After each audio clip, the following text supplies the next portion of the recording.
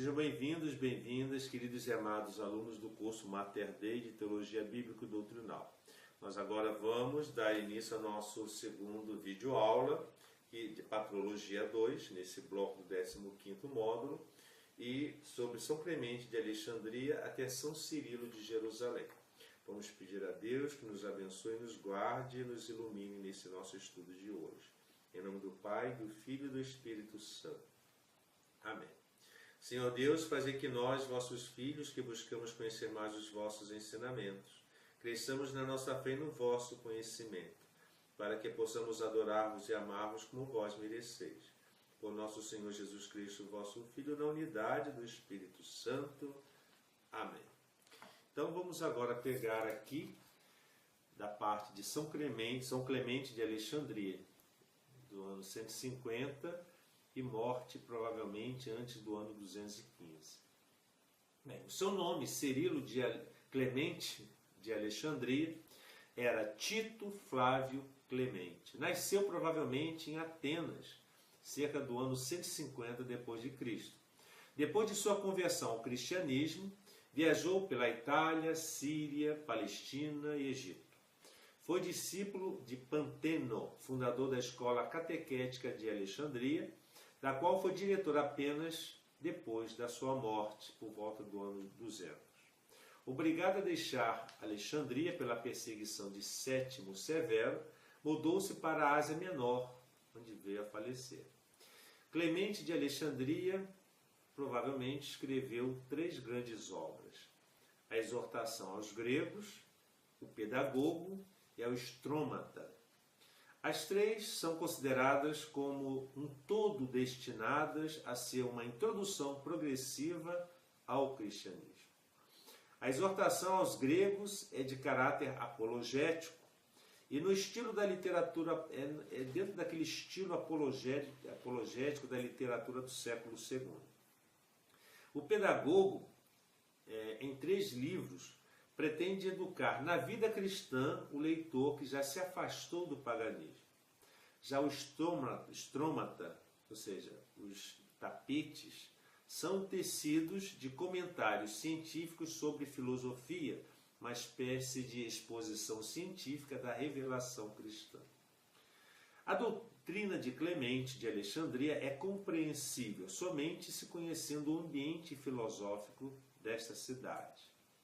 A gnose, como forma superior de conhecimento e como ideal de filosofia e de religião, aparece das minorias e dos círculos cultos da cidade.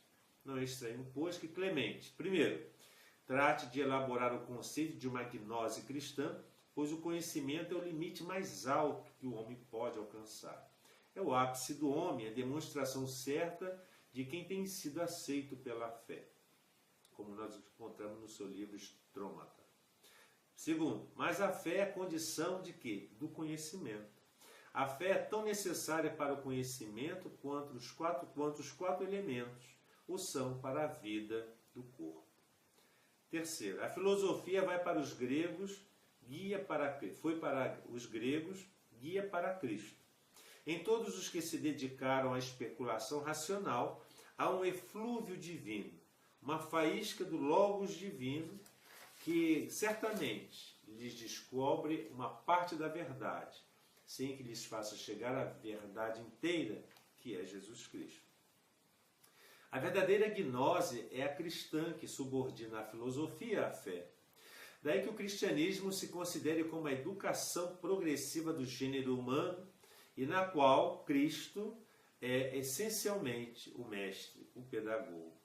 Desta consideração passa a conceber o trabalho do cristianismo como uma regeneração gradual que deve verificar-se através da história com a assimilação e a compreensão progressiva do ensinamento de Cristo.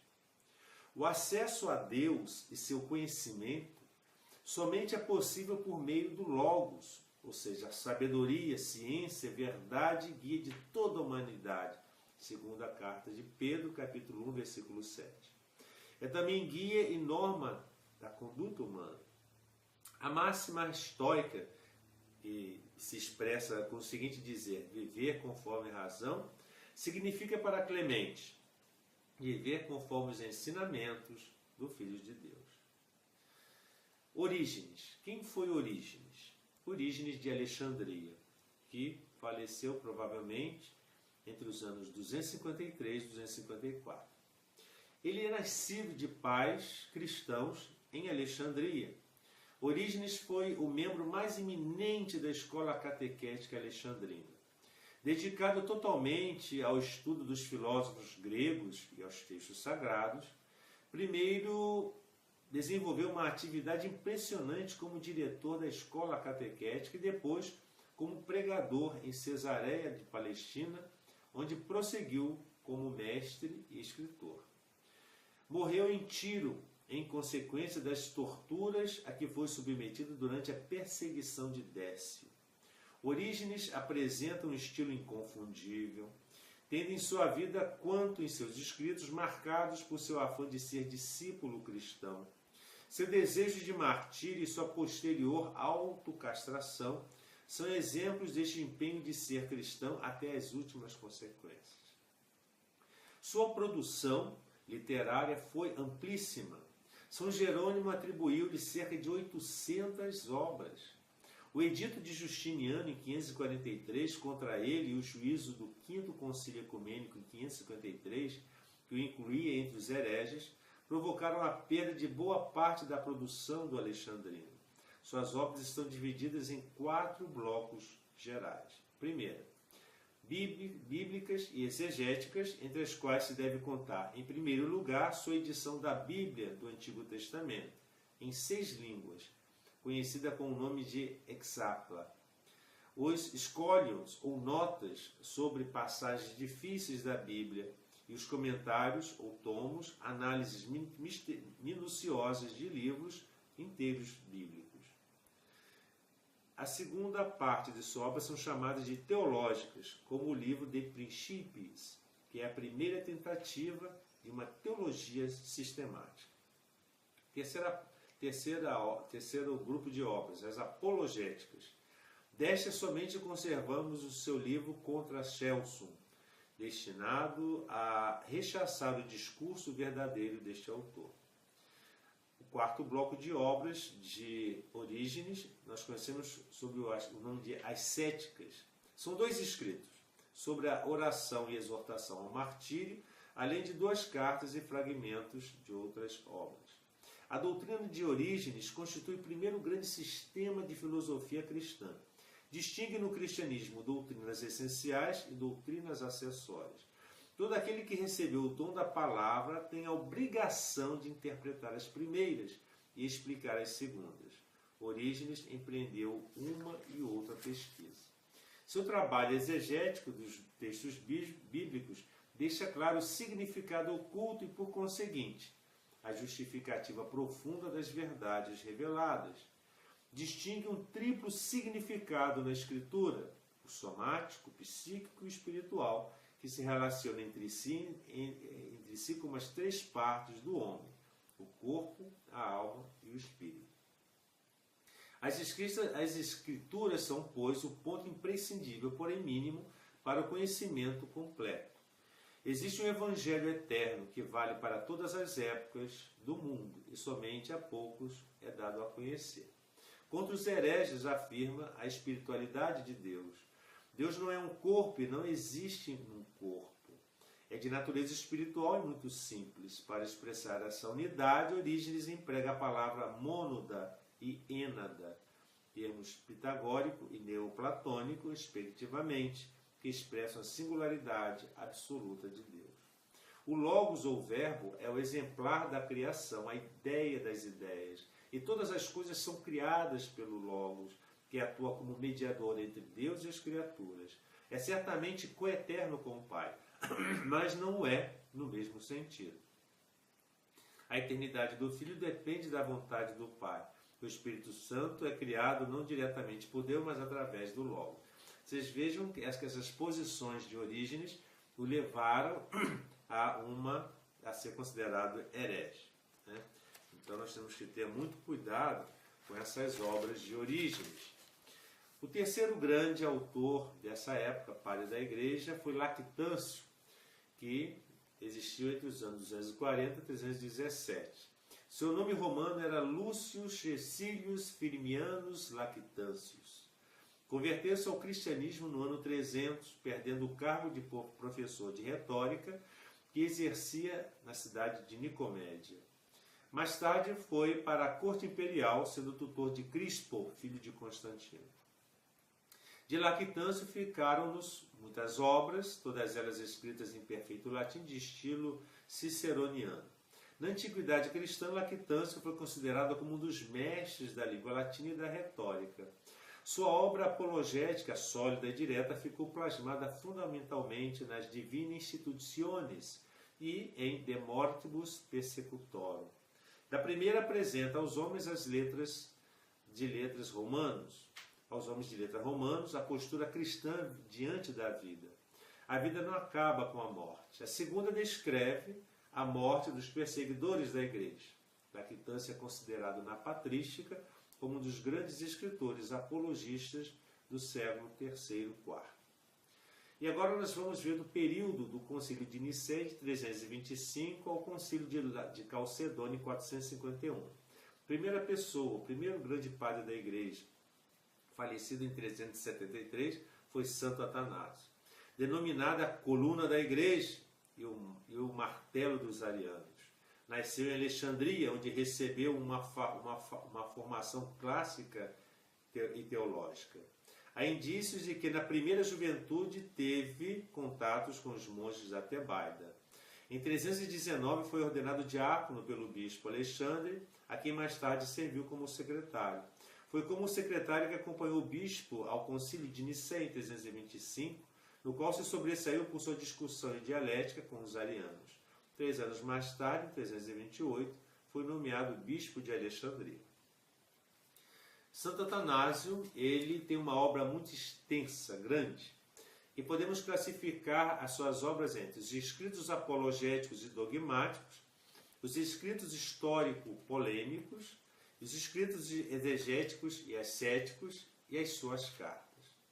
Esses escritos apologéticos e dogmáticos figuram aqui fundamentalmente 3 grandes obras: o Tratado contra os Pagãos, o Tratado sobre a Encarnação do Verbo e os discursos contra os arianos.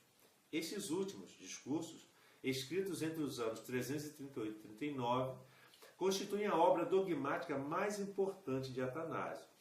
Faz um resumo da doutrina ariana, tal qual foi exposta por Ario Natalia, e defende a definição do Concílio de Nicéia de que o Filho é eterno, incriado, ou seja, agênetos, e imutável, e de que existe unidade de essência entre o Pai e o Filho. Entre as obras dogmáticas espúrias atribuídas a Atanásio está o chamado símbolo atanasiano, denominado também símbolo quicunque. Sua atribuição a Atanásio não é anterior ao século VII. Alcançou fama mundial a partir do século IX e foi utilizado no ofício ordinário aos domingos. É uma exposição clara da Trindade e das duas naturezas na única pessoa de Cristo. Provavelmente é de origem galicana e data do século V. Os escritos históricos polêmicos dos quais Atanásio se valeu para defender-se de seus inimigos, nessa seção encontramos a apologia contra os arianos, de fundamental importância para a história da controvérsia ariana. Apologia ao imperador Constâncio, obra em que colocou seu maior cuidado, escrita numa linguagem valente, digna, perfeitamente acabada, e na qual brilha a arte. Apologia pela fuga, que justifica a sua fuga da igreja, e que se tornou um dos escritos mais famosos de Atanásio. A história dos arianos ataca o imperador Constâncio como o inimigo de Cristo, patrocinador da heresia e precursor do anticristo. Já os escritos exegéticos e ascéticos. Entre os primeiros estão os comentários sobre os Salmos, o Gênesis, o Eclesiastes e o Cântico dos Cânticos. Entre os segundos está a vida de Santo Antão, o documento mais importante do monaquismo primitivo, escrito a partir da morte de Santo Antão em 356. Dedicou-se aos monges, a pedido destes, que queriam saber como Antão praticou o ascetismo como viveu anteriormente, como foi a sua morte, e se era verdade tudo quanto sobre ele se dizia. Escreveu a vida de Santo Antão com o objetivo de apresentar um modelo de vida consagrado ao serviço de Deus. É uma regra de vida monástica em forma de narração. Com a vida de Santo Antão, criou um novo tipo de biografia que serviu de modelo para toda a geografia grega e latina posterior. E as suas cartas. Somente viveu uma pequena parte, sobreviveu uma pequena parte das suas cartas. Muitas delas são decretos e tratados, mais do que cartas pessoais e privadas. Elas nos chegam nos mencetérios da controvérsia ariana. Em primeiro lugar estão as chamadas cartas festivas, cartas nas quais os bispos de Alexandria anunciavam todos os anos às sedes sufragâneas o início da quaresma e a festa da Páscoa. São 17 as cartas festais que começam a partir do ano 329. A mais famosa é a que corresponde ao ano 367. Nela condena-se a tentativa dos hereges de introduzir obras apócrifas como escritura divinamente inspiradas, e enumeram-se os livros do Antigo e do Novo Testamento, incluídos no cânon, transmitidos e aceitos pela Igreja. Há outras cartas importantes, 3 cartas sinodais, cartas aos bispos africanos, 2 cartas encíclicas, cartas dogmático-polêmicas, carta aos monges, cartas ascéticas e por aí vai. Todos os esforços de Atanásio tendem a estabelecer desde as origens a autêntica tradição, doutrina e fé da Igreja Católica, como o Senhor deixou. Os apóstolos pregaram e os padres conservaram. Seu maior mérito consiste em ter defendido o cristianismo tradicional do perigo da helenização, o culto na heresia de Ario e de seus seguidores. Seus pontos de insistência são: quais são os pontos em que Atanásio batia muito nesse sentido de confirmação? A doutrina sobre a Trindade, que é Deus no Pai, no Filho e no Espírito Santo, que não tem associado nenhum elemento estranho ou externo. A questão do Logos é a redenção. Ele se fez homem para que pudéssemos tornar-nos Deus, e manifestou-se através de um corpo para que tivéssemos uma ideia do Pai invisível. A questão de Cristo, assim como é o Verbo de Deus, o Verbo se fez carne. E enquanto num princípio era o Verbo, na plenitude dos tempos, a Virgem Maria concebeu em seu seio, e o Senhor se fez homem. Sendo realmente Filho de Deus, fez-se também Filho do homem, e sendo Filho unigênito de Deus, fez-se também primogênito entre muitos irmãos. E sobre a questão do Espírito Santo, ele diz: o Espírito Santo é Deus que procede do Pai. Em nenhuma parte afirma explicitamente que o Espírito Santo proceda do Filho. É, no entanto, um corolário de sua doutrina. Agora nós vamos ver a pessoa de São Basílio Magno, que faleceu em 379. A figura de São Basílio destaca-se por seu perfil de monge, de pastor, de homem da igreja e de fino conhecedor da língua e da cultura grega. Nascido em Cesareia da Capadócia, hoje Turquia Asiática, recebeu a primeira educação em sua cidade natal, para completá-la depois em Constantinopla e Atenas. Aí conheceu São Gregório Nazianzeno, com quem teve uma sincera e profunda amizade. Os dois, junto com São Gregório de Nissa e Eusébio de Cesareia, formam a escola de Cesareia e são conhecidos também pelo nome de Padres Capadócios.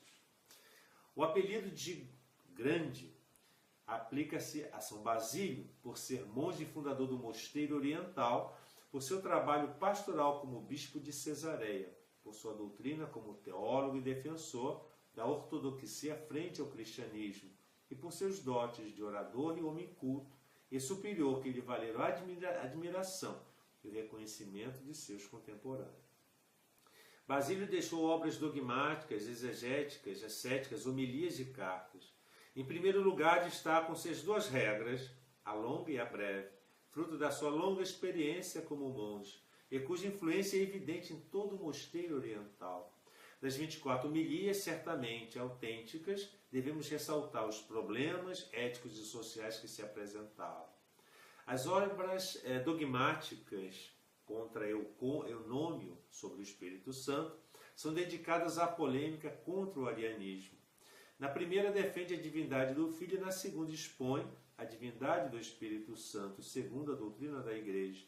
Suas 9 homilias sobre Hexameron mostram seus conhecimentos científicos da antiguidade. Entre seus escritos vamos destacar esses. Primeiro, sua numerosa correspondência, no qual nos restam mais de 300 cartas. Nelas fala de sua atividade diárias, ou são pequenos tratados de teologia e moral. Várias de suas epístolas canônicas que tratam de disciplina formam parte do direito canônico da Igreja Ortodoxa. Segundo, de grande interesse é o seu discurso aos jovens sobre a cultura clássica e sobre os cristãos. Aconselha o estudo dos poetas, oradores, historiadores e filósofos gregos. A literatura e a erudição gregas são um poderoso instrumento de educação, mas a educação moral é mais importante que a formação literária e filosófica. Terceiro, embora ainda não esteja confirmada a sua contribuição à denominada liturgia de São Basílio, deve-se reconhecer que, pelo menos, nesta magnífica série de preces eucarísticas, a prece central da consagração reflete seu espírito, e é provável que foi utilizada em Cesareia durante a vida do santo. O trabalho dogmático mais importante de São Basílio e dos padres capadócios apoia-se na sua luta contra o arianismo e particularmente contra os imperadores Juliano e Valente. Seu empenho tem o objetivo de esclarecer a fé da Igreja. Agora nós vamos falar sobre São Gregório Nazianzo. Quem foi essa pessoa? São Gregório Nazianzo, faleceu por volta do ano 390. São Gregório de Nazianzo, ou São Gregório Nazianzeno, amigo pessoal de São Basílio, sua vida correu paralela à dele. Ele foi monge, bispo e pregador e escritor. Nasceu em Nazianzo e foi educado em Cesareia, Alexandria e posteriormente em Atenas, onde conheceu São Basílio. Primeiro monge e depois bispo de Sásima e de Constantinopla. Sua incapacidade para governar obrigou-o a se retirar para a vida solitária e dedicar-se ao trabalho literário. Ele morreu em Arianzo. Os traços mais característicos de sua vida são sua fidelidade e colaboração com a obra de São Basílio, sua luta contra o arianismo e semi-arianismo e contra os imperadores.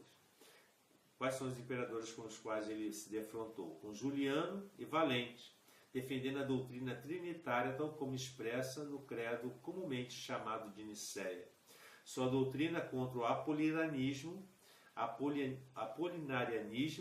na qual defende a integridade da natureza humana em Cristo.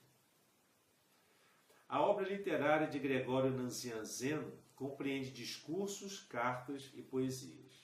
Em colaboração com São Basílio, devemos situar a primeira obra chamada Filocalia, uma antologia do pensamento teológico e devocional tomado das obras de Orígenes, e seus sermões, que ele chama de orações teológicas, que lhe valeram o título de teólogo. Destacam-se 5 dos 45 que conservamos. São os que vão do número 27 ao 31.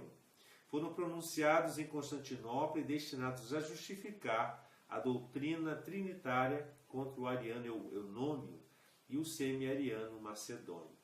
Suas numerosas cartas, com um estilo bem cuidado, aludem a sucessos de sua vida e seus parentes. Somente a última se refere a questões teológicas. E São Gregório de Nissa? Ele faleceu por volta de 394. A personalidade de Gregório de Nissa destaca-se entre os demais capadócios por sua sistematização doutrinal da fé cristã, sobre a base de um encontro substancial com a filosofia grega, principalmente platônica. Torna a repetir o empenho de Orígenes de iluminar a fé com a grande filosofia grega. Ele nasceu em Cesareia da Capadócia, seguiu bem de perto os passos e as lutas dogmáticas do seu irmão Basílio Magno e de São Gregório Nazianzeno. Começou como professor de retórica e depois, próximo de 360, passou ao estudo da teologia e da vida monacal sob inspiração e guia de seu irmão São Basílio.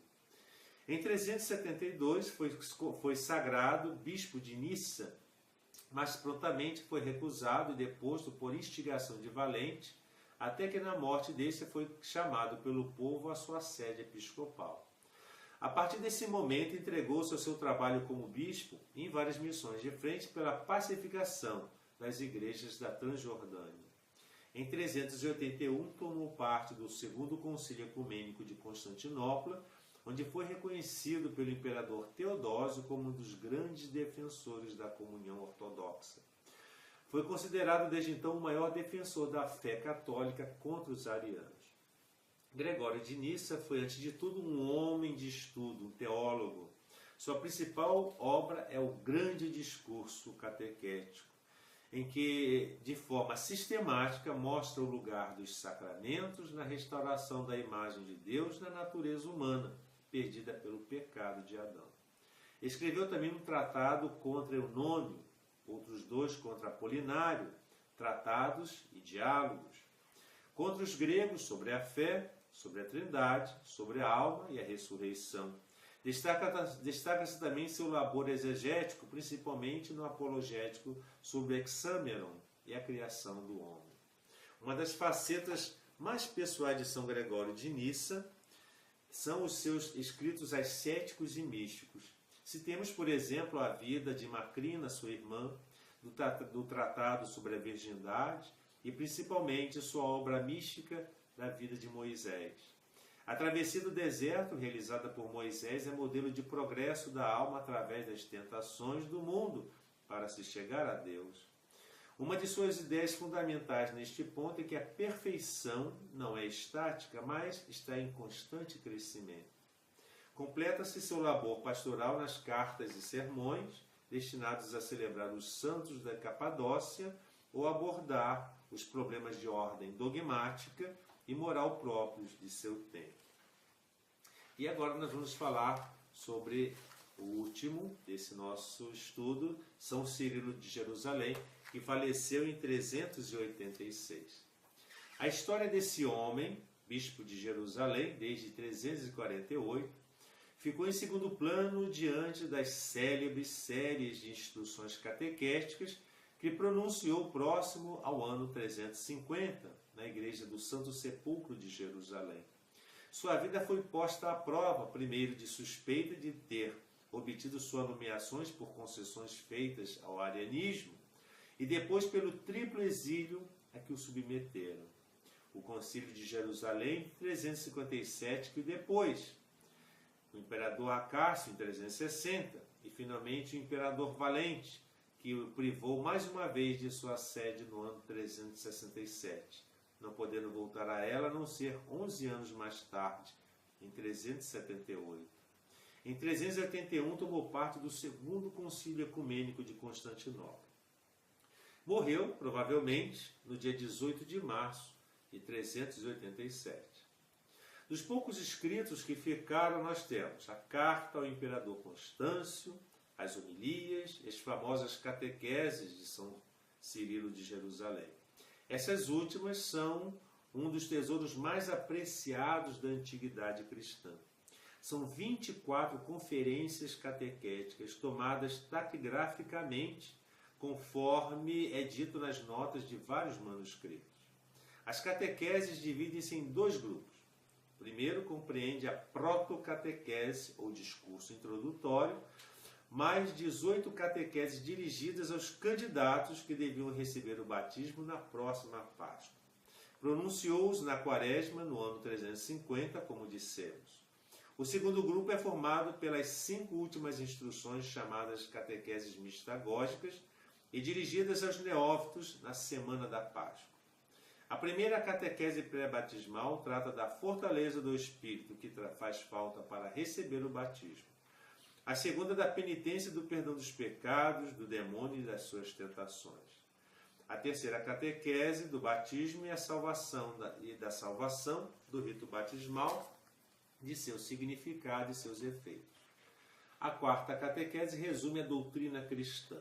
A quinta, sobre a fé, natureza e origem. Na sexta, às 18, obras de catequese, há uma exposição dos artigos dos símbolos dos apóstolos. Nas de número 19 a 23, que são as catequeses mistagógicas, ou seja, de aprofundamento cristão, trata do batismo, de 19 a 20. Da confirmação, 21, da Eucaristia, na catequese 22, e da liturgia da missa, na catequese 23. As catequeses desmentem que São Cirilo tivesse participado da heresia ariana. Em sua catequese 11, ensina claramente a divindade de Cristo e rejeita o argumento ariano de que houve um tempo em que ele não existia e que é filho de Deus por adoção. Da mesma maneira, afirma que o Espírito Santo participava da divindade do Pai. Resume assim sua fé trinitária. Abre aspas. Nossa fé é indivisível. Nossa reverência é inseparável. Nem separamos a Trindade Santa, nem a confundimos, como faz Sabélio. Fecham-se aspas. Diz ele também, para concluirmos esse nossa videoaula de hoje. Abre aspas. O interesse teológico das catequeses de Cirilo, conclui Questen, baseia-se principalmente na fonte valiosíssima da informação sobre a história da liturgia e dos sacramentos. Temos aqui, pela primeira vez, uma descrição detalhada dos ritos batismais e eucarísticos e o essencial de uma teologia da liturgia. Então, nós tivemos um conhecimento nessa videoaula, dessa fase da patrologia. Na próxima aula, na terceira parte, nós vamos estudar de Santo Hilário de Poitiers até Nestório. Que o Senhor nos abençoe, guarde-nos de todo mal e nos conduza à vida eterna.